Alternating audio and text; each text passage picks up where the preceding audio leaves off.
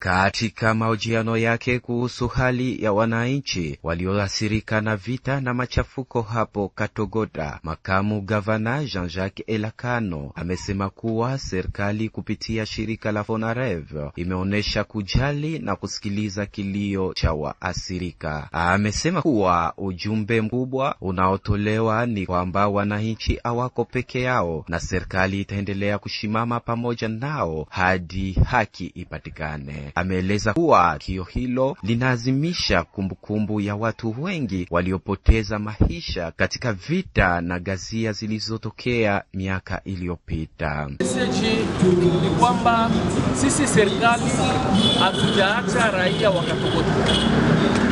Leo ni miaka 26 tukikumbuka ndugu zetu 30 na zaidi 300 na zaidi ambao walifariki pale Katogota.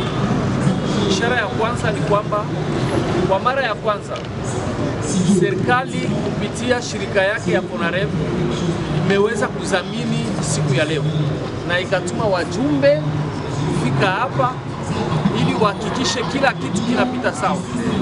Na mimi kama liwali kwa muda kwa kuonesha ya kwamba tuko pamoja nao, nimeweza kuja kuwapatia pole, na huku nikiwaambia kwamba hivi wanaona Fonarev wajue ya kwamba haki itatendeka. Hatuwezi kuendelea bila haki, na wao wanaomba haki, wanaomba justice. Ya pili ambao wameomba ya kwamba hayo mambo yasirudie tena.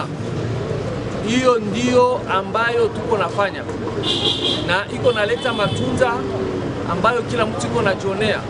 Matunda ni ipi? Ni kwamba Wanyarwanda ambao walituvamia, ambao walikuja wakijipiga kwenye vifua, hivi wanaanza kurudia saa vile kufanya wao wenyewe. Nani anaweza kushuhudia hiyo? Nani angelitabiri?